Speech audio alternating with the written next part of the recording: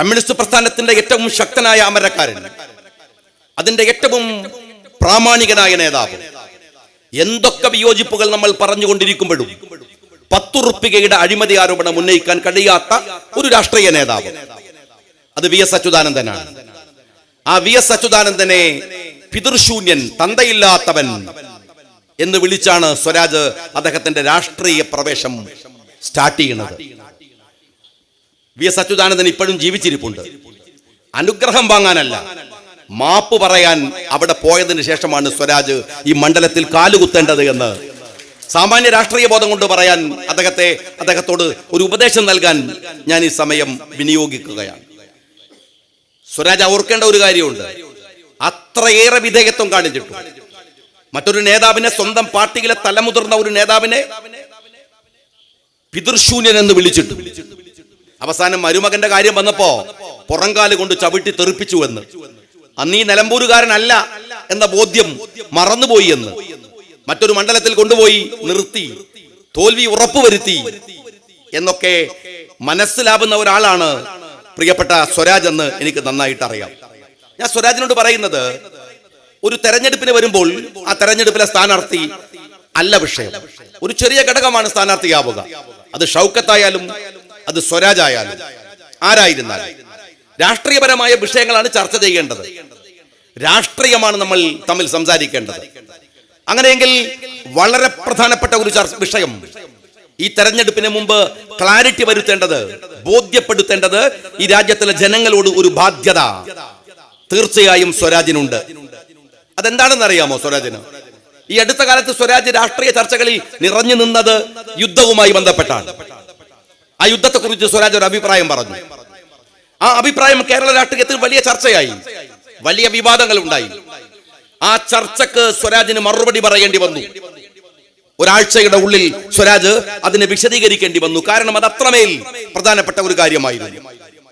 യുദ്ധം അനാവശ്യമായി ഒരു രാജ്യത്തുണ്ടാകുന്നതിന് നമ്മളൊന്നും അനുകൂലമല്ല. യുദ്ധത്തിന്റെ ഭക്തരുമല്ല നമ്മൾ, യുദ്ധം പാടില്ലെന്ന് വിചാരിക്കുന്നവരുമാണ്. പക്ഷെ ഈ അടുത്ത കാലത്ത് പാകിസ്ഥാനുമായി ഇന്ത്യ നടത്തിയ ഒരു യുദ്ധ ആരംഭമുണ്ടല്ലോ, അതെന്തിനു വേണ്ടിയായിരുന്നു? സ്വരാജിന് എങ്ങനെയാണ് ആ യുദ്ധം ഒരു വെറുപ്പായി മാറുന്നത്? എന്തുകൊണ്ടാണ് സ്വരാജ് ആ യുദ്ധം അനാവശ്യമാണ് എന്ന് പറയാനുള്ള കാരണം? ഞാൻ പറയട്ടെ, ഒരു വിശ്വാസി എന്ന നിലക്ക്, ഒരു മുസ്ലിം എന്ന നിലക്ക് ആ യുദ്ധത്തിന്റെ അനിവാര്യത സ്വരാജിന് പറഞ്ഞാൽ മനസ്സിലാകുമോ എന്ന് എനിക്കറിയില്ല. 26 പേരെ വെടിവെച്ചു കൊന്ന് അവർ ചെയ്ത ആ തീവ്രവാദികൾ ചെയ്ത ഒരു ചോദ്യവും അവരുടെ രീതിയുമുണ്ട്. എന്താണ് അവർ പറഞ്ഞത്? കലിമ ചൊല്ലൂ, കലിമ ചൊല്ലാത്തവനൊക്കെയും വെടിവെച്ചു കൊല്ലുക. ഏത് ഇസ്ലാമാണിത്? ഏത് മതമാണിത്? കലിമ ചൊല്ലാത്തവനെയൊക്കെ കൊല്ലണോ? അങ്ങനെ പറഞ്ഞിട്ടുണ്ടോ ദീനില്, ഇസ്ലാമില്? അങ്ങനെ ചെയ്യാറുണ്ടോ വിശ്വാസികൾ? കലിമ ചൊല്ലാത്തവരെ കൊല്ലുക. തീരുന്നില്ല, പെണ്ണുങ്ങളോട് പറയാണ്, ഏയ് പെണ്ണുങ്ങളെ കൊല്ലില്ല. എന്നാലോ ആ പെണ്ണിന്റെ കണ്ണിന്റെ മുമ്പിൽ വെച്ച്, ആ സ്ത്രീയുടെ കണ്ണിന്റെ മുമ്പിൽ വെച്ച് അവരുടെ ഭർത്താക്കന്മാരെ അതിക്രൂരമായി കൊലപ്പെടുത്തുക. എന്നിട്ടോ അത് ഇസ്ലാമിന്റെ പേരിലാണ് എന്ന് അവർ പറയുകയും ചെയ്യുക. അവരുടെ വെടിയുണ്ടകൾ തറച്ചത് വിശ്വാസിയായ മുസ്ലിമിന്റെ നെഞ്ചിൻ കൂട്ടിലാണ്. അവിടെയുള്ള പാവ മനുഷ്യരുടെ മേലല്ല. അത് ചെയ്തത് ഈ തോന്നിവാസത്തിന്റെ പിറകിൽ പാകിസ്ഥാൻ ആണെങ്കിൽ, എന്തിനു പാകിസ്ഥാൻ, സൗദി അറേബ്യ ആണെങ്കിൽ, ഈ നിലമ്പൂരിൽ നിന്ന് എത്ര പേര് ഹജ്ജിന് പോയി? അവർ കഅബയുടെ ചുറ്റും നിൽക്കുകയാണ് ഇപ്പോഴും. മക്കയിലാണ്, മദീനയിലാണ്. ഒരു വിശ്വാസി അവന്റെ ജീവിതത്തിൽ ആഗ്രഹിച്ചു പോകുന്ന മക്കയും മദീനയും ഉൾക്കൊള്ളുന്ന സൗദി അറേബ്യ ഇന്ത്യക്കെതിരെ യുദ്ധത്തിന് വന്നാൽ ആ യുദ്ധത്തിൽ സൗദിക്കെതിരെ യുദ്ധം ചെയ്യുന്ന മുൻപന്തിയിൽ മുസ്ലിം ലീഗുകാരൻ ഉണ്ടാകണമെന്ന് പറഞ്ഞത് ഖായിദ് മില്ലത്ത് മുഹമ്മദ് ഇസ്മായിൽ സാഹിബാണ്. ആ ഇസ്മായിൽ സാഹിബിന്റെ അനുയായി എന്ന നിലയ്ക്ക് ഞാൻ പറയട്ടെ, സ്വരാജിന് പറ്റുമെങ്കിൽ ഇ.ടി. മുഹമ്മദ് ബഷീർ സാഹിബ് UAE ഉണ്ടായിരുന്നു കഴിഞ്ഞ ദിവസങ്ങളിൽ. എന്തിനാ പോയത്? ഈ രാജ്യത്തെ പ്രതിനിധീകരിച്ച് എന്തിന് യുദ്ധം, എന്തിനായിരുന്നു സിന്ദൂർ, ഓപ്പറേഷൻ സിന്ദൂർ എന്ന് വിശദീകരിക്കാൻ ഇ.ടി. മുഹമ്മദ് ബഷീർ UAE ഉണ്ടായിരുന്നു. അദ്ദേഹം ഇപ്പോൾ ആഫ്രിക്കൻ രാജ്യങ്ങളിലേക്ക് പോയിരിക്കുന്നു, വിവിധ രാജ്യങ്ങളിലേക്ക് പോയിരിക്കുന്നു. രാജ്യത്തിൽ എന്തിനാണ് ഓപ്പറേഷൻ സിന്ദൂർ എന്ന് വിശദീകരിക്കാൻ UAE കോൺസുലേറ്റില് ബഷീർ സാഹിബ് നടത്തിയ പ്രസംഗം പറ്റുമെങ്കിൽ സ്വരാജ് ഒന്ന് കേൾക്കണം. സ്വരാജിന് എങ്ങനെയാണ് ഈ യുദ്ധം വെറുതെയാവുന്നത്, ഈ യുദ്ധം ശരിയല്ലെന്ന് പറയുന്നത്, ഈ യുദ്ധം അനാവശ്യമായിരുന്നു എന്ന് പറയുന്നത്? ഇന്ത്യയാണോ യുദ്ധം തുടങ്ങിയത്? ഇന്ത്യയാണോ? പാകിസ്ഥാൻ തുടങ്ങി വെച്ച തീവ്രവാദത്തിന് മറുപടി കൊടുക്കാൻ ഒരു രാജ്യം നിർബന്ധമാക്കപ്പെട്ടപ്പോൾ നടത്തിയ യുദ്ധത്തെ പോലും അപകടകരമായ വിധത്തിൽ തെറ്റായി വ്യാഖ്യാനിക്കാനാണ് ഇവിടെ സ്വരാജ് ശ്രമിച്ചത്. ഞാൻ സ്വരാജിനോട് പറയുന്നത്, മത്സരിക്കുന്നത് സ്ഥാനാർത്ഥിയല്ല, നിലപാടുകളാണ്, പരിപാടികളാണ്, അതുപോലെ തന്നെ രാജ്യവുമായി ബന്ധപ്പെട്ട പ്രശ്നങ്ങളാണ്. ആ അർത്ഥത്തിൽ ഈ യുദ്ധത്തെക്കുറിച്ചുള്ള അങ്ങയുടെ അഭിപ്രായം വിശദീകരിക്കാൻ, ഇവിടുത്തെ അറിയാൻ ഈ രാജ്യത്തിലെ വോട്ടർമാർക്ക് അവകാശമുണ്ട്. താങ്കൾ അത് പറയും എന്ന് ഞാൻ വിചാരിക്കുകയാണ്. ഒപ്പം ഇവിടെ ഈ തെരഞ്ഞെടുപ്പിൽ ഞാൻ നേരത്തെ പത്രക്കാരെ കണ്ടപ്പോഴും പറഞ്ഞു, തെരഞ്ഞെടുപ്പിലെ ഏറ്റവും മുഖ്യമായ പ്രശ്നം എന്ന് പറയുന്നത് കേവലം ഇവിടെ മത്സരിക്കുന്ന സ്ഥാനാർത്ഥികളുമായി ബന്ധപ്പെട്ട വിഷയമല്ല. അതൊക്കെ പിന്നീട് ഒരു തിരഞ്ഞെടുപ്പ് അനിവാര്യമായപ്പോൾ ഉണ്ടായതാണ്. യഥാർത്ഥ പ്രശ്നം എന്താണ്? യഥാർത്ഥ പ്രശ്നം PV അൻവർ ഉന്നയിച്ച രാഷ്ട്രീയ പ്രശ്നങ്ങളാണ്. അൻവർ എവിടെ നിൽക്കുന്നു എന്നതൊക്കെ, അൻവറിന്റെ രാഷ്ട്രീയം ഏത് തരത്തിൽ പോകുന്നു എന്നതൊക്കെ വരുന്ന ദിവസങ്ങളിൽ തീരുമാനിക്കേണ്ടതും രാഷ്ട്രീയത്തിൽ അതിന്റെ നിലപാടുകൾ പിന്നീട് പറയേണ്ടതുമാണ്. പക്ഷേ അൻവർ എവിടെ നിന്നാലും അൻവർ ഉയർത്തിയ രാഷ്ട്രീയ പ്രശ്നങ്ങൾ ഗൗരവമുള്ളതാണ്, ചർച്ച ചെയ്യേണ്ടതാണ്, വിശദീകരണം ആവശ്യമുള്ളതാണ്. ആ അൻവർ ഉയർത്തിയ പ്രശ്നങ്ങളാണ് ഈ തെരഞ്ഞെടുപ്പിലെ ഏറ്റവും ഗൗരവപ്പെട്ടതായി നിൽക്കേണ്ടത്. എന്താ അൻവർ പറഞ്ഞത്? അൻവർ CPM-ന്റെ കൂടെ ആയിരുന്നല്ലോ. ഈ നിലമ്പൂരിൽ മത്സരിച്ച് 9 വർഷം ഈ നിലമ്പൂരിലെ ജനങ്ങളുടെ കൂടെ CPM-ന്റെ കൂടെ, ഇടതുപക്ഷത്തിന്റെ കൂടെ ആയിരുന്നല്ലോ. നമ്മളെക്കാൾ കൂടുതൽ ഇടതുപക്ഷത്തോട് അടുത്ത്, നമ്മളെക്കാൾ കൂടുതൽ പിണറായിയുടെ നിലപാടുകൾ അടുത്തറിഞ്ഞ്, തനിക്ക് ബഹുമാനമുള്ള തന്റെ പിതാവിനെ പോലെ താൻ ബഹുമാനിക്കുന്ന ഒരാളെന്ന് കരുതി കൊണ്ടു നടന്ന ഒരാൾ, ഒരു നേതാവ്, അയാൾ ഭരണത്തിന്റെ സമയത്ത് ചെയ്തു വെച്ച കാര്യങ്ങൾ അൻവറിന് കൃത്യമായി ബോധ്യം വന്നു. നമുക്ക് കേട്ടതാണ്, പക്ഷെ അൻവർ അനുഭവിച്ചതാണ്. കാരണം അൻവർ ഉണ്ടായിരുന്നത് ഇടതുപക്ഷ മുന്നണിയിലാണ്. അൻവർ ഉണ്ടായിരുന്നത് ആ മന്ത്രിസഭയിൽ, അതിനകത്തുള്ള അവരുടെ പാർലമെന്ററി പാർട്ടിയിലാണ്, അവിടെയാണ്. അതുകൊണ്ട് നിങ്ങളും ഞാനും കേട്ടതിനേക്കാൾ അൻവർ അനുഭവിച്ചറിഞ്ഞ ചില പ്രശ്നങ്ങൾ അൻവർ ഉയർത്തി. ആ പ്രശ്നങ്ങൾ ചർച്ചയാണ്. അത് കേരളത്തിലെ പോലീസുമായി ബന്ധപ്പെട്ടതാണ്, ആഭ്യന്തരമന്ത്രി പിണറായി വിജയനുമായി ബന്ധപ്പെട്ടതാണ്, ഇടതുപക്ഷ സർക്കാരുമായി ബന്ധപ്പെട്ടതാണ്. എന്താണത്? കേരളത്തിന്റെ പോലീസിൽ അതിഭയാനകമായ വിധത്തിലുള്ള വർഗീയവൽക്കരണം നടക്കുന്നു, സംഘീയവൽക്കരണം നടക്കുന്നു, RSS വൽക്കരണം നടക്കുന്നു. ഇത് അൻവറിന്റെ മാത്രം അഭിപ്രായമാണോ? അൻവർ മാത്രം പറഞ്ഞതാണോ? അല്ലല്ലോ. കഴിഞ്ഞ പാർലമെന്റ് തെരഞ്ഞെടുപ്പിൽ ഇവിടെ മത്സരിച്ച ആനി രാജ, CPI-യുടെ നേതാവല്ലേ? ആനി രാജ ഡൽഹിയിൽ വെച്ച് പറഞ്ഞത് കേരളത്തിലെ പോലീസിൽ RSS ഗാങ് പ്രവർത്തിക്കുന്നു എന്നാണ്. ഇത് നിങ്ങളൊക്കെ കേട്ടതാണ്, സകലമാന പത്രങ്ങളിലും വന്നതാണ്. അതിന്റെ പ്രതികരണം പത്രക്കാർ എടുക്കാൻ പോയപ്പോൾ പിണറായി വിജയൻ പറഞ്ഞത് ഈ വിഷയം ഞങ്ങൾ പരിശോധിക്കുമെന്നാണ്. ഈ വിഷയമല്ലേ അൻവർ പറഞ്ഞത്? ഇതല്ലേ അൻവർ ഉന്നയിച്ച പ്രശ്നങ്ങളുടെ ഏറ്റവും കാതലായ പ്രശ്നം എന്ന് പറയുന്നത്? രണ്ടാമത് നിങ്ങൾ കേട്ടോളൂ, RSS-ന്റെ ചായ്വുള്ള പോലീസ് ഉദ്യോഗസ്ഥന്മാർ പോലീസിലെ നിർണായക സ്ഥാനങ്ങളിൽ വന്നിരിക്കാൻ ശ്രമിക്കുന്നു. ആരാ പറഞ്ഞത്? രമേശ് ചെന്നിത്തലയാണോ? VD സതീശനാണോ? കുഞ്ഞാലിക്കുട്ടി സാഹിബാണോ? അല്ല. ഇത് പറഞ്ഞത് കേരളത്തിലെ പോലീസിന്റെ ചുമതലയുണ്ടായിരുന്ന ആഭ്യന്തരമന്ത്രിയായിരുന്ന കോടിയേരി ബാലകൃഷ്ണനാണ്. 2021 പത്തനംതിട്ട CPM ജില്ലാ സമ്മേളനത്തിന്റെ ചർച്ചക്കിടയിൽ പറഞ്ഞ വാക്കാണിത്. ഞാൻ ചോദിക്കുന്നത്, കോടിയേരി പറഞ്ഞ വാക്കല്ലേ 2024 അൻവർ പറയുന്നത്? ആനി രാജ പറഞ്ഞ വാക്കല്ലേ അൻവർ പറയുന്നത്? 2017 നിങ്ങൾ വീണ്ടും ആലോചിക്കണം, കന്യാകുമാരിയിൽ നടന്ന RSS-ന്റെ പഠന ശിബിരത്തിൽ 27 കേരളത്തിലെ പോലീസ് ഉദ്യോഗസ്ഥന്മാർ പങ്കെടുത്തു. എന്നിട്ടോ അവര് തത്വമസി എന്ന് പറയുന്ന ഒരു ഗ്രൂപ്പ് രൂപീകരിച്ച്, വാട്സാപ്പ് ഗ്രൂപ്പ് രൂപീകരിച്ച് കേരളത്തിൽ RSS അനുകൂലികളായിട്ടുള്ള ഒരു സംഘത്തെ സൃഷ്ടിക്കാൻ ശ്രമിച്ചു. ആരോപണം ലീഗിന്റെതാണോ കോൺഗ്രസിന്റെതാണോ? അല്ല. കേരളത്തിലെ പത്രങ്ങൾ പരസ്യമായി ഉന്നയിച്ച തെളിവ് സഹിതം ഡിപ്പാർട്ട്മെന്റ് നടപടിയെടുത്ത വിഷയമാണ്. തത്വമസി എന്ന ഗ്രൂപ്പ് ഉണ്ടാക്കി 27 പോലീസ് ഉദ്യോഗസ്ഥന്മാർ കന്യാകുമാരിയിലെ RSS പഠന ശിബിരത്തിൽ പങ്കെടുത്തു എന്നത്. അൻവർ ഉന്നയിക്കുന്ന രാഷ്ട്രീയ പ്രശ്നങ്ങൾ എത്രമാത്രം റെലവന്റ് ആയിരുന്നു എന്നതിന്റെ ഏറ്റവും പ്രധാനപ്പെട്ട തെളിവതാണ്. ഇനി മറ്റൊന്ന് ഞാൻ ചോദിക്കട്ടെ, തൃശ്ശൂരിലെ പോലീസ് അക്കാഡമിയിൽ ബീഫ് കൊടുക്കണില്ല എന്ന് തീരുമാനിച്ചു. ബീഫ് കൊടുക്കണം എന്നുള്ള നിർബന്ധം ആർക്കും ഇല്ല. പക്ഷെ കൊടുക്കണില്ല എന്ന് തീരുമാനിക്കുന്നതോ? ഈ രാജ്യത്ത് അനുവദിക്കപ്പെട്ട ഒരു ഭക്ഷണം കൊടുക്കാൻ പാടില്ല എന്ന് ഉത്തരവിടുന്ന പോലീസ് ഉദ്യോഗസ്ഥൻ IG സുരേഷ് രാജാണ്. സുരേഷ് രാജ് പുരോഹിത് എന്ന് പറയുന്ന ഒരു പോലീസ് ഉദ്യോഗസ്ഥൻ. ഇതൊക്കെ പോട്ടെ, പത്രക്കാരി വിഷയം ചോദിച്ചു, നിങ്ങൾ RSS അജണ്ട നടപ്പിലാക്കുകയാണോ? പുരോഹിതിന്റെ മറുപടി ഉണ്ട്, കേരള പോലീസിൽ എന്റെ സ്ഥാനമുണ്ടെങ്കിൽ ഞാൻ RSS-ന്റെ നടപടി, RSS-ന്റെ പദ്ധതി നടപ്പിലാക്കും. ഇത് പറഞ്ഞത് പുരോഹിതല്ലേ? ഈ രാജ്യത്തിലെ പത്രങ്ങൾ എഴുതിയതല്ലേ? അവരുടെ മുമ്പിൽ പുരോഹിതന്റെ വർത്തമാനം ഉണ്ടായിരുന്നില്ലേ? ഞാൻ ചോദിക്കുന്നത് 2024 അൻവർ ഉന്നയിച്ച രാഷ്ട്രീയ വിഷയങ്ങൾ ഇതുതന്നെയല്ലേ? ഇതല്ലേ ഉള്ളത്? ഇനി മറ്റൊന്ന്, തൃശ്ശൂരില് AIYF സമരം നടന്നു. ആ സമരത്തെ പൊളിക്കാൻ, ആ സമരത്തിനകത്തേക്ക് ABVP-ക്കാർ ഇടിച്ചു കയറി. തൃശ്ശൂരിലാണ്. എന്താ അതിന്റെ കേസ് ഉണ്ടായത്? അവസാനം CPI അതിശക്തമാം വിധത്തിൽ CPIയുടെ സ്റ്റേറ്റ് കമ്മിറ്റി അതിനെതിരെ പ്രമേയമുണ്ടാക്കി. എന്താ കാര്യം? ആ CPI-ക്കാരെ ആക്രമിച്ച യുവമോർച്ചക്കാർക്കെതിരെ കേസില്ല. ഞാൻ ഈ പറയുന്ന നിമിഷം വരെയും കേസില്ല. ഇനി മറ്റൊന്ന്, സംവിധായകൻ കമലിന്റെ വീട്ടിലേക്ക് AIYF-കാർ മാർച്ച് നടത്തി. എത്ര AIYF-കാർക്കെതിരെ കേസെടുത്തു? കമൽ പരാതി കൊടുത്തില്ലേ? കേരളത്തിലെ സിനിമാ പ്രവർത്തകന്മാർ പരാതി പറഞ്ഞില്ലേ? ഒരു കേസും ഇല്ലല്ലോ. എന്നാൽ നിങ്ങൾ മനസ്സിലാക്കേണ്ടത്, കമൽ സി എന്ന് പറയുന്ന നോവലിസ്റ്റ്, അയാൾക്കെതിരെ യുവമോർച്ചക്കാർ പരാതി കൊടുത്തു. പരാതി കൊടുത്തപ്പോ അയാളെ പോലീസ് കോഴിക്കോട് വന്ന് അറസ്റ്റ് ചെയ്തു. ഞാൻ നിലമ്പൂരുകാരോട് പറയട്ടെ, ഈ നിലമ്പൂരില് അന്നത്തെ പോലീസ് വേട്ടയുടെ ഭാഗമായി നക്സലൈറ്റ് എന്ന് പറഞ്ഞ് കുപ്പു ദേവരാജിനെ, നക്സലൈറ്റുകാരനായ കുപ്പു ദേവരാജിനെ വെടിവെച്ചു. അദ്ദേഹം കൊല്ലപ്പെട്ടു. അദ്ദേഹത്തിന്റെ മൃതശരീരം കൊണ്ടുപോകുമ്പോൾ അതിനെതിരെ ഈ നിലമ്പൂരിൽ വെച്ച് BJP-ക്കാർ ആക്രമിച്ചു. ഏതെങ്കിലും ഒരു BJP-കാരന്റെ പേരിൽ കേസെടുത്തോ പോലീസ്? ഇല്ലെന്ന് മാത്രല്ല, ഗ്രോവാസു എന്ന് പറയുന്ന 19 വയസ്സുള്ള ഒരു പാവം വൃദ്ധന്റെ പേരിൽ കേസെടുത്ത് പോലീസ് കുടുങ്ങി. ഗ്രോവാസു പറഞ്ഞു, ഞാൻ ജാമ്യത്തിനൊന്നും നോക്കൂല, ഞാൻ പോവില്ല എന്ന് പറഞ്ഞു. പോലീസിന് ഗ്രോവാസുവിനെ ഇറക്കി വിടേണ്ടി വന്നു ലജ്ജയോടെ.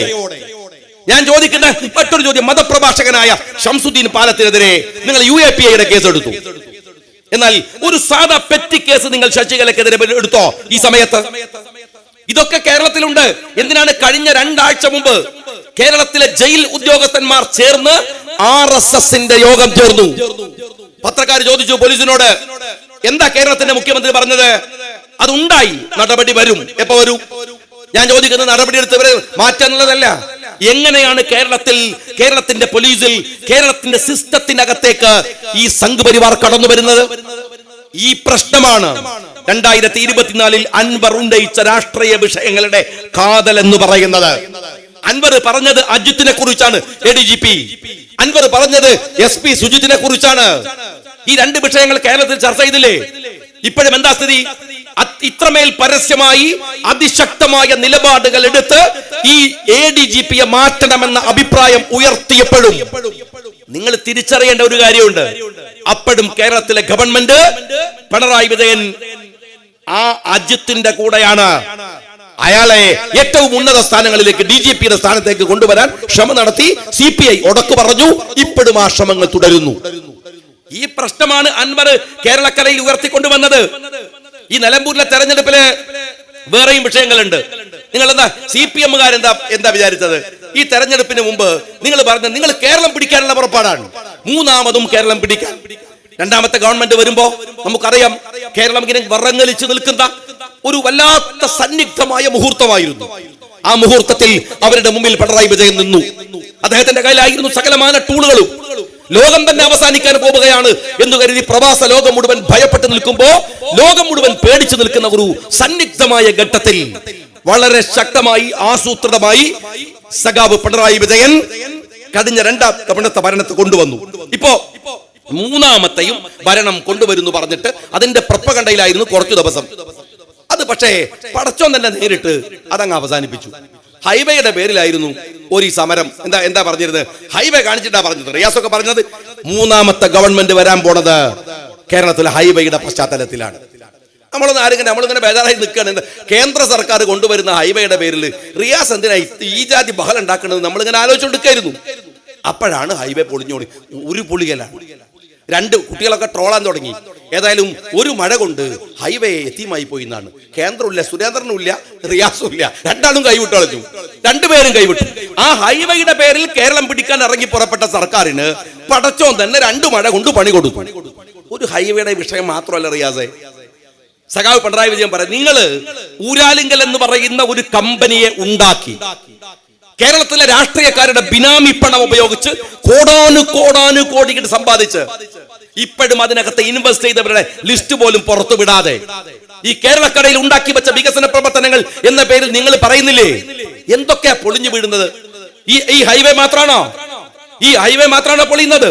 ഈ മഴ തുടങ്ങിയിട്ടില്ലല്ലോ, ജൂൺ 1 ആയിട്ടില്ലല്ലോ. ഇതിനു മുമ്പ് പൊളിഞ്ഞു വീണ റോഡുകളുടെ കണക്കറിയോ? എവിടെ റോഡുള്ളത്? ഇത്രമേൽ അഴിമതി. കാരണം ഈ പറയുന്ന നാഷണൽ ഹൈവേയുടെ കയ്യിൽ നിന്ന് പണം വാങ്ങിയെന്ന് CPM സമ്മതിക്കുന്നു. ഇലക്ട്രൽ ബോണ്ട് അല്ല, ഞങ്ങൾ പിരിവ വാങ്ങിയത് സമ്മതിക്കുന്നില്ലേ? ആ റോഡിന്റെ പേരിൽ പൈസ CPM-കാരൻ അടിച്ചു മാറ്റി കൊണ്ടുപോയ നിരവധി. ഇത് മാത്രമല്ലല്ലോ, എന്തെല്ലാം കെ വെച്ച് തുടങ്ങിയ കെ റോഡായാലും കെ ബസ് ആയാലും കെ റെയിലായാലും എന്ന് പറഞ്ഞ് കെ എന്ന് പേരിട്ട് തുടങ്ങിയ പദ്ധതികൾ എവിടെ?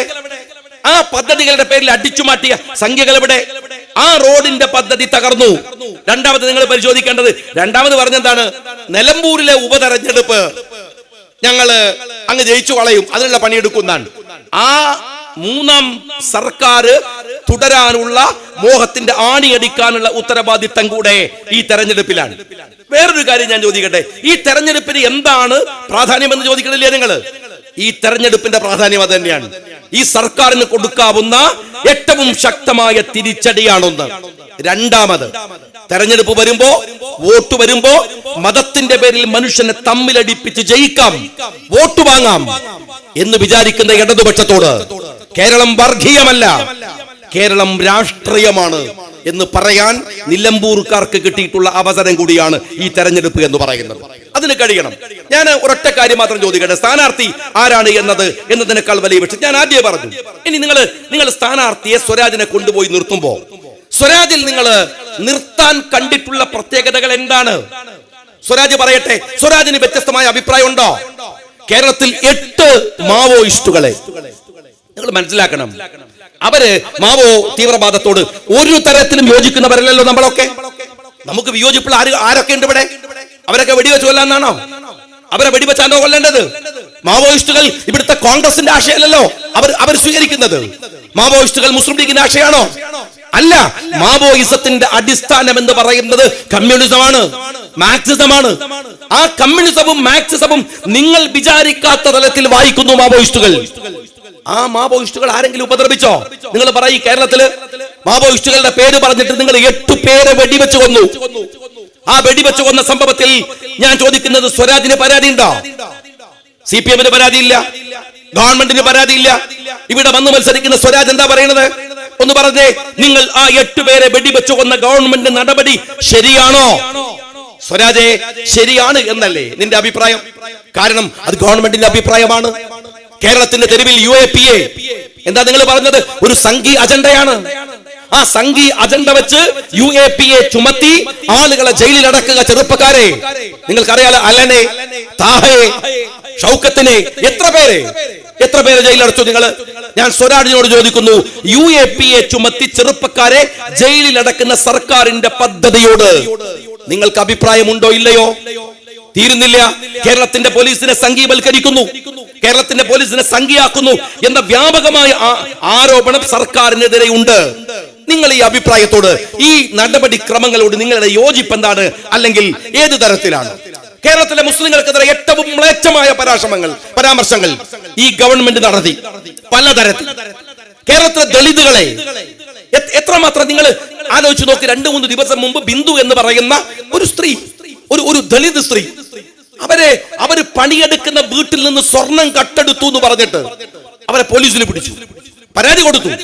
പോലീസ് അവരെ നിർത്തി. ഒരു സ്ത്രീ, നിങ്ങൾ നോക്കണം, രോഗിയായ ഭർത്താവിന് 2 മക്കളെ പോറ്റാൻ പണിയെടുക്കുന്ന ഒരു സ്ത്രീ, അവര് കരഞ്ഞു പറഞ്ഞു, ഞാൻ ആ വീട്ടിൽ പോയിട്ട് തന്നെ ദിവസങ്ങളായി, സമ്മതിച്ചില്ല. ഒരു ദിവസം കിടത്തി. പിറ്റേ ദിവസം നേരം വെളുക്കുമ്പോൾ പരാതി കൊടുത്ത ഗൾഫുകാരന്റെ ഭാര്യ പോലീസ് ഓഫീസറോട് വന്നിട്ട് പറയാണ്, ആ സ്വർണം കിട്ടിയിട്ടുണ്ട്. ഈ സ്ത്രീയോട് പോലീസ് ഓഫീസർ പറയണ, CI പറയുന്ന വർത്താനുണ്ട്, അടങ്ങി ഒതുങ്ങി ജീവിച്ചോണം, ആ വീടിന്റെ പരിസരത്തേക്ക് പോകരുത്. അതാണോ പറയേണ്ടത്? ഞങ്ങൾക്ക് തെറ്റുപറ്റി, സഹോദരി മാപ്പ്. അവര് തന്ന പരാതിയാണ് പ്രശ്നം, ഞങ്ങൾക്ക് എന്തു ചെയ്യാൻ കഴിയും? ഒരു വാക്ക് പറഞ്ഞില്ല. കാര്യം എന്താണ്? അവർ ദളിതാണ്, അവർ പിന്നോക്കക്കാരിയാണ്. അവരോട് എങ്ങനെ മാപ്പ് പറയാ? അവർ മനുഷ്യരല്ലല്ലോ. ആ സ്ത്രീ നിങ്ങളെ മനസ്സിലാക്കണം. എന്നിട്ട് ആ പരാതിയുമായി മുഖ്യമന്ത്രിയുടെ ഓഫീസിൽ പോയി. ശശി എന്ന് പറയുന്ന ഈ പിണറായി വിജയന്റെ പ്രൈവറ്റ് സെക്രട്ടറിന്റെ അവിടെ പൊളിറ്റിക്കൽ സെക്രട്ടറി ശശി അവർ അപമാനിച്ചു, പരാതി വാങ്ങി കൊട്ടയിലേക്ക് എറിഞ്ഞു. ഷാജി പറഞ്ഞതാണോ? കോൺഗ്രസ് പറഞ്ഞതാണോ? ആര്യാടൻ ഷൗക്കത്ത് പറഞ്ഞതാണോ? ലീഗ് പറഞ്ഞതാണോ? അല്ലല്ലോ, ഇവിടുത്തെ മീഡിയകൾ മുഴുവൻ പറഞ്ഞില്ലേ? ആ ദളിത് സ്ത്രീയോട് മര്യാദ കാണിക്കാത്ത ശശിയോട് സ്വരാജെ നിന്റെ നിലപാട് എന്താണ് എന്ന് ഈ തെരഞ്ഞെടുപ്പ് നീ പറയണ്ടേ? ദളിതുകളോട് കാണിക്കുന്ന സമീപനത്തിന് എന്താണ് നിന്റെ നിലപാട്, സർക്കാരിന്റെ നിലപാട്? ഇനി ഞാൻ ചോദിക്കട്ടെ, സഖാവ് പിണറായി വിജയന്റെ മകളുമായി ബന്ധപ്പെട്ട വലിയ ആരോപണമുണ്ട്. അവര് കരിമണൽ കർത്തയുടെ കയ്യിൽ നിന്ന് പണിയെടുക്കാത്തതിന് കൂലി വാങ്ങിച്ചു എന്ന അന്വേഷണമുണ്ട്, ആരോപണമുണ്ട്, ചാർജ് ഷീറ്റുണ്ട്. സ്വരാജെ, നിങ്ങളും വിശ്വസിക്കുന്നത് പിണറായി വിജയന്റെ മകൾ നിരപരാധിയാണെന്നാണോ? നിങ്ങൾക്ക് വേറെ നിലപാടുണ്ടോ? നിലപാടുണ്ടെങ്കിൽ ഈ തെരഞ്ഞെടുപ്പിൽ നിങ്ങൾ മത്സരിക്കുന്നുണ്ടെങ്കിൽ അതിലൊരു അർത്ഥമുണ്ട്. നിലപാടുണ്ടോ? അങ്ങനെ മുഖ്യമന്ത്രിയുടെ മകൻ നിരപരാധിയാണ് എന്ന് തന്നെയല്ലേ സ്വരാജിന് അഭിപ്രായം? പിന്നെ സ്വരാജ് വന്നത് കൊണ്ടുള്ള പ്രത്യേകത എന്താണ്? ഞങ്ങൾ ഈ തെരഞ്ഞെടുപ്പിൽ ചോദിക്കുന്ന ചോദ്യങ്ങൾ ഇതൊക്കെയാണ്. നിങ്ങൾ വരുന്നത് കൊണ്ട് പ്രത്യേകത എന്താണ്? ഇനി ഞാൻ ചോദിക്കട്ടെ, വയനാട്ടിലെ ഉരുൾപൊട്ടൽ നടന്നു. ഈ ഉരുൾപൊട്ടൽ നടന്ന് അത് ആ ദുരന്തത്തെ വയനാട്ടുകാരെക്കാൾ കൂടുതൽ കണ്ടവരാണ് എൻ്റെ മുമ്പിലിരിക്കുന്ന ഈ നാട്ടിലെ ജനങ്ങൾ. പോത്തുകൽ അടക്കമുള്ള മഹാദുരന്തങ്ങൾ കണ്ടവരാണ്. ആ വയനാട്ടിൽ നിങ്ങൾക്കറിയാം, 700 ചില്ലാനം കോടി രൂപ ജനങ്ങൾ കൊടുത്തു സർക്കാരിന്. ആ പണം ഉപയോഗിച്ച് അവിടെ കണ്ടെത്തുന്ന വില്ലേജുമായി ബന്ധപ്പെട്ട വിഷയത്തിൽ ഞാനൊരു കാര്യം പറഞ്ഞു. ഇതാ നിങ്ങളുടെ ഈ പഞ്ചായത്തിൽ ഒരു പദ്ധതിയുണ്ട്. കേരളത്തിലെ എല്ലാ പഞ്ചായത്തിലും ലൈഫ് പദ്ധതിയുണ്ട്. എന്താ ലൈഫ് പദ്ധതി അറിയോ? നിങ്ങൾ നിങ്ങളുടെ വീടുണ്ടാക്കുകയാണെങ്കിൽ ലൈഫ് പദ്ധതിയിൽ നിന്ന് പണം തരും. തുച്ഛമായ സംഖ്യയാണ്, എന്നാലും സ്ക്വയർ ഫീറ്റിന് 1000 രൂപ. ആര് വീടുണ്ടാക്കാൻ? നമ്മളുടെ വീടുണ്ടാക്കണമെങ്കിൽ സർക്കാർ പറയുന്നു സ്ക്വയർ ഫീറ്റിന് 1000. എന്ന വയനാട്ടില് ഈ ദുരന്തത്തിൽപ്പെട്ടവർക്ക് ഊരാലിങ്കൽ വീട് വെച്ചു കൊടുക്കുമ്പോഴോ സ്ക്വയർ ഫീറ്റിന് 3000 രൂപ. ഇതെങ്ങനെയാണ്? എനിക്ക് മനസ്സിലായില്ല. എന്റെ വീട് ഞാനല്ലേ ഏറ്റവും നന്നായി എടുക്കുക? എന്റെ വീട്ടിൽ പാർക്കേണ്ടത് ഞാനല്ലേ? അപ്പൊ ഞാനല്ലേ ഏറ്റവും നന്നായിട്ട് വീടെടുക്കുക? എന്റെ വീട് ഞാൻ എടുക്കുമ്പോ സ്ക്വയർ ഫീറ്റിന് 1000. എന്റെ വീട് കുഞ്ഞാങ്ക് എടുത്തു തരാണെങ്കിൽ സ്ക്വയർ ഫീറ്റിന് 3000. ഇതെന്താണോ ന്യായം? ഇനി ഒരു കാര്യം ഞാൻ ചോദിക്കട്ടെ, നിങ്ങൾ വയനാട് പ്രോജക്റ്റിനകത്ത് കണ്ടെത്തിയിരിക്കുന്ന ആളുകൾ ഇപ്പോൾ ലിസ്റ്റ് ചെയ്തത് 400 പേരാണ്. അതിൽ ലീഗിന്റെ വീട് വേറെ ഉണ്ട്, സർക്കാർ ലിസ്റ്റിൽ നിന്ന് ലീഗുകാർ എടുത്തിട്ടുണ്ട്, കോൺഗ്രസിന്റെ വേറെ ഉണ്ട്, ഒരുപാട് സംഘടനകളുണ്ട്. വിശദീകരിക്കാൻ നിൽക്കണില്ല ഞാൻ. പക്ഷെ എന്റെ ചോദ്യം ഇതാണ്, ഇത്രയും വീടുകൾ വേറെയും കഴിഞ്ഞ് ഇനി 400 തന്നെ നിങ്ങളുടെ ലിസ്റ്റിൽ ഉണ്ടെന്ന് വെക്കുക. നിങ്ങളുടെ കയ്യിലുള്ളത് 800 കോടിയോളം രൂപയാണ്, കേന്ദ്രത്തിന്റെ സഹായമില്ലാതെ, അല്ലേ? 800 കോടി. അപ്പൊ ഒരാൾക്ക് 2 കോടിയാണോ ചെലവ്? ഒരാൾക്ക് 2 കോടിയാണോ? സർക്കാർ, നിങ്ങൾ ഈ നാട്ടിലെ എല്ലാ ദുരന്തത്തെയും കച്ചവടം ചെയ്തവരാണ്. കൊറോണ അടക്കം, ആ കൊറോണ സമയത്ത് നിങ്ങൾ അടിച്ചുമാറ്റി കിറ്റടക്കം നിങ്ങൾ അടിച്ചുമാറ്റിയതിന്റെ കണക്കുകൾ കേരളത്തിൽ പുറത്തു വന്നതാണ്. ഈ ദുരന്തവും നിങ്ങൾ കച്ചവടം ചെയ്യാണ്. എന്റെ ചോദ്യം ഇതാണ് സ്വരാജെ, വയനാട് ദുരന്തത്തോടനുബന്ധമായി ഇവിടെ പോത്തുകല്ലടക്കമുള്ളിടത്തുണ്ടായ മഹാദുരന്തങ്ങൾ അനുബന്ധമായി താങ്കളുടെ അഭിപ്രായം എന്താണ്? കാരണം പിണറായി വിജയൻ പറഞ്ഞിരിക്കുന്നു താങ്കൾ ഈ മണ്ഡലക്കാരനാണെന്ന്. അതറിഞ്ഞതിൽ ഞങ്ങൾക്ക് സന്തോഷമുണ്ട്. ഈ മണ്ഡലവുമായി ബന്ധപ്പെട്ട പ്രശ്നങ്ങളിൽ സ്വരാജിന്റെ അഭിപ്രായം എന്താണ്? സ്വരാജെ, വന്യജീവികളും മനുഷ്യരും തമ്മിലുള്ള വലിയ സമരങ്ങൾ നടക്കുന്ന പ്രദേശമാണ് ഇവിടെയൊക്കെ, അല്ലേ? നിങ്ങളുടെ സർക്കാരിന്റെ പണി എന്താ? ഒരു മന്ത്രിയുണ്ട് ശശി, 5 ലക്ഷം രൂപയുടെ കുറെ ചെക്ക് എഴുതി വീട്ടിൽ വെച്ചിട്ടുണ്ട്. എവിടെങ്കിലും ആരെങ്കിലും മരിച്ചു എന്ന് പറഞ്ഞാൽ മൂപ്പര് വരും, ചെക്ക് കൊടുക്കും, തിരിച്ചു പോകും. ഇതല്ലല്ലോ പ്രശ്നം. ഇതാണോ ഇവിടെ മനുഷ്യർ അഭിമുഖീകരിക്കുന്ന പ്രശ്നം? മനുഷ്യന്റെ അടിസ്ഥാനപരമായ പ്രശ്നങ്ങളിൽ എന്താണ് സ്വരാജിന്റെ അഭിപ്രായം എന്ന് സ്വരാജ് ഒന്ന് പറഞ്ഞേ. 9 കൊല്ലമായി ഞങ്ങൾ കേട്ടിട്ടില്ല. സ്വരാജ് പറയേ. ആശാ വർക്കർമാർ തെരുവിലാണ് ഇപ്പോഴും. സ്വരാജിനെ പ്രഖ്യാപിക്കുമ്പോഴും സ്വരാജ് മത്സരിക്കുമ്പോഴും ഈ രാജ്യത്തിന്റെ ബസ് സ്റ്റാൻഡുകളിൽ നട്ടപ്പാതിരക്ക് കിടന്നുറങ്ങി തെരുവുകളിൽ സമരം ചെയ്ത് കേരളം കണ്ട ഏറ്റവും വലിയ സമരത്തിൽ ജീവിക്കാൻ നിവൃത്തിയില്ലാതെ ഈ ആശാ വർക്കർമാർ സമരരംഗത്തുണ്ട്. സ്വരാജെ, അവരെ കുറിച്ച് സ്വരാജ് ഇവിടെ മത്സരിക്കുമ്പോൾ എന്താണ് അഭിപ്രായം? അവരുടെ പ്രശ്നങ്ങൾ പരിഹരിക്കണോ? എന്റെ പ്രിയപ്പെട്ട സ്വരാജെ, കേരളത്തിൽ തൊഴിലാളികൾക്ക് വേണ്ടി സമരം, ചെറുപ്പക്കാർക്ക് വേണ്ടി സമരം ചെയ്തവരല്ലേ നിങ്ങൾ? ഡിവൈഎഫ്ഐ ആവുമ്പോ ഈ ചെറുപ്പക്കാരന്റെ തൊഴിൽ കൊടുക്കാൻ 9 കൊല്ലമായി കേരളം ഭരിക്കുന്ന പിണറായി വിജയൻ എന്താണ് ചെയ്തതെന്ന് പിന്നാമ്പുറത്തുകൂടെ ചെറുപ്പക്കാരനെ തിരികെ കയറ്റി ഈ നാട്ടിലെ വിദ്യാസമ്പന്നരായ ചെറുപ്പക്കാരെ അപമാനിക്കുന്നു എന്ന ആരോപണത്തോട് അങ്ങയുടെ അഭിപ്രായം എന്താണ്? ഒന്ന് പറഞ്ഞേ. സ്വരാജേ, നിങ്ങൾ മത്സരിക്കാൻ വരുന്ന സമയമുണ്ടല്ലോ, വളരെ പ്രധാനപ്പെട്ടതാണ്. നമ്മളെ മക്കളൊക്കെ SSLCക്ക് വലിയ മാർക്കോടെ വിജയിച്ച് ഇതാ ഈ വേദിയിലടക്കം വന്ന് സമ്മാനങ്ങൾ വാങ്ങി പോകുകയാണ്. പക്ഷെ ആ കുട്ടികൾക്ക് പഠിക്കാനുള്ള +2 സ്കൂളുകൾ കേരളത്തിലുണ്ടോ? അപ്പോ നിങ്ങൾ പറ, ആ വിഷയത്തിൽ നിങ്ങളുടെ അഭിപ്രായം എന്താണ്? എന്നിട്ട് പറയാണ് എന്നാലും സ്ഥാനാർത്ഥി കൊള്ളാന്നാണ്. ഞാൻ സഖാക്കളോട് പറയട്ടെ, നിലമ്പൂരിലെ പെൺകുട്ടിക്ക് പുയ്യാപ്പിള ആലോചിക്കുന്ന കല്യാണാലോചന അല്ലത്. ഇത് രാഷ്ട്രീയം പറയേണ്ട തെരഞ്ഞെടുപ്പാണ്. മനസ്സിലായോ നിങ്ങള്? പുയ്യാപ്പിള എന്ന് വെച്ചല്ല, അത് രാഷ്ട്രീയം പറയണം. രാഷ്ട്രീയമായ ചോദ്യങ്ങൾക്ക് സ്വരാജെ കൃത്യമായി ഉത്തരം പറയേണ്ടി വരും. ഞാൻ ഒന്നുകൂടെ പറയട്ടെ സ്വരാജെ, കഴിഞ്ഞ തെരഞ്ഞെടുപ്പില് നിങ്ങൾക്കറിയാലോ ടീച്ചർ ആരായിരുന്നുവെന്ന്? ശൈലജ ടീച്ചർ. എനിക്ക് ഇപ്പോഴും ഓർമ്മയുണ്ട്. മുഖ്യമന്ത്രി, രണ്ടാമതൊരു സ്ത്രീ മുഖ്യമന്ത്രി കേരളത്തിൽ വരാൻ പോകുന്നു എന്ന് ശൈലജ ടീച്ചറെ വെച്ച് പറഞ്ഞ സമയമുണ്ടായിരുന്നു. ആ ശൈലജ ടീച്ചറെ അടക്കം വെട്ടി. ആർക്കു വേണ്ടി സ്വരാജെ? മരുമോനെ കൊണ്ടുവരാൻ. സ്വരാജിന് അപ്പോഴാ മനസ്സിലായത് പിണറായി വിജയന് കുപ്പായിട്ടിട്ടോ, പിണറായി വിജയന്റെ ബോഡി ലാംഗ്വേജ് സ്വീകരിച്ചിട്ടോ, പിണറായി വിജയനെ പോലെ സംസാരിച്ചിട്ടൊന്നും ഇയാളുടെ അടുത്ത് കാര്യമില്ല, മരുമോനെ കഴിച്ചിട്ടേ ഉള്ളൂ. അങ്ങനെ സ്വരാജ് റബലായി. ഇപ്പോ പിണറായി വിരുദ്ധ മുന്നണിയുടെ തലപ്പത്താണ് സ്വരാജ് ഉള്ളത്. അതുകൊണ്ട് ആ പണി കൂടി അവസാനിപ്പിക്കാനാണ് പിണറായി വിജയൻ ഇവിടെ കൊണ്ടുപോയി ഇട്ടത് എന്നെങ്കിലും സ്വരാജ് മനസ്സിലാക്കുന്നത് നല്ലതാണ്. ശൈലജ ടീച്ചറെ പാർലമെന്റ് തെരഞ്ഞെടുപ്പിൽ വടകരയിൽ തീർത്ത പോലെ പിണറായി വിജയന്റെ കണ്ണൂരിലെ ഏറ്റവും വലിയ എതിരാളി P. ജയരാജനെ വടകരയിൽ കൊണ്ടുപോയി തോൽപ്പിച്ച് അവസാനിപ്പിച്ച പോലെ പാർട്ടിക്കകത്തുള്ള സമരവും സ്വരാജെ നിർത്തിക്കോ എന്ന് പറയാനാണ് നിലമ്പൂരിൽ സ്വരാജെ നിന്നെ കൊണ്ടുവന്ന് നിർത്തിയത് എന്ന സാമാന്യ ബോധമെങ്കിലും നോമിനേഷൻ കൊടുക്കുന്നതിന് മുമ്പ് നിനക്ക് വന്നാൽ നിനക്ക് കൊള്ളാമെന്നല്ലാതെ ഐക്യജനാധിപത്യ മുന്നണി ഈ മണ്ഡലത്തിൽ ഞങ്ങളോട് കാണിച്ച നിങ്ങളുടെ നിറികെട്ട രാഷ്ട്രീയ പ്രവർത്തനങ്ങളെ നിങ്ങൾ ആരെ ഉപയോഗിച്ചാണോ ചെയ്തത്, ആ മനുഷ്യൻ തന്റെ തെരുവിലേക്ക് വലിച്ചെറിഞ്ഞു കാണിച്ച ഈ തെരഞ്ഞെടുപ്പില് ഞങ്ങൾ മത്സരിക്കുന്നു.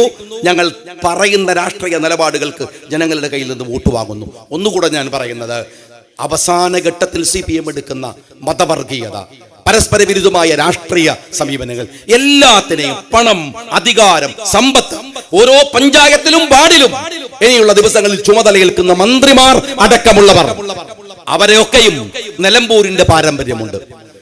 ഇവിടെ ആര്യാടൻ അന്തിയുറങ്ങുന്ന ഒരു മണ്ണുണ്ട്. എന്നോട് ഒരാൾ ചോദിച്ചു, ഇന്ന് പത്രക്കാർ ചോദിച്ചു, നിങ്ങൾ ആര്യാടനെതിരെ അഭിപ്രായ വ്യത്യാസം പറഞ്ഞിട്ടില്ലേ?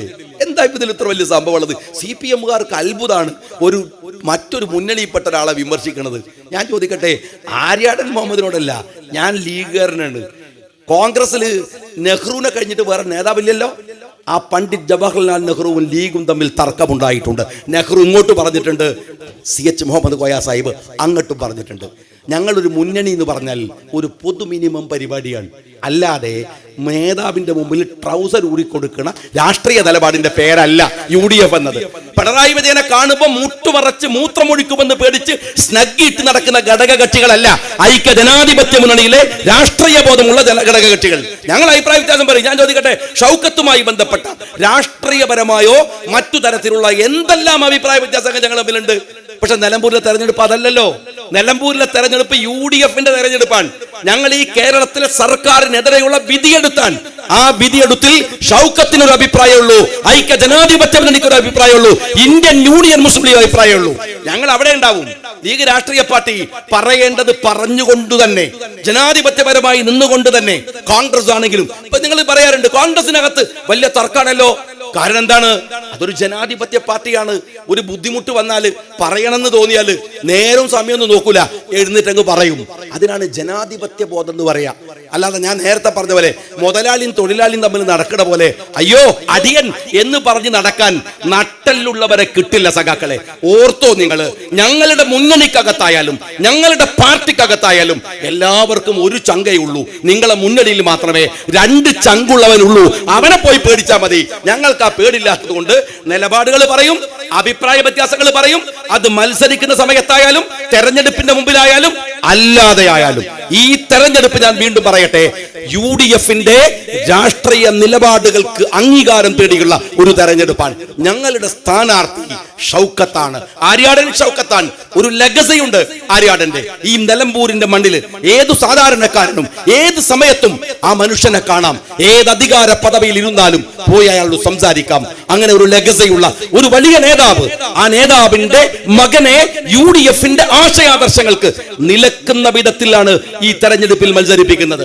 അദ്ദേഹത്തിന്റെ ചോദ്യങ്ങളും അങ്ങനെയാണ്, അദ്ദേഹത്തിന്റെ വർത്തമാനങ്ങളും അങ്ങനെയാണ്.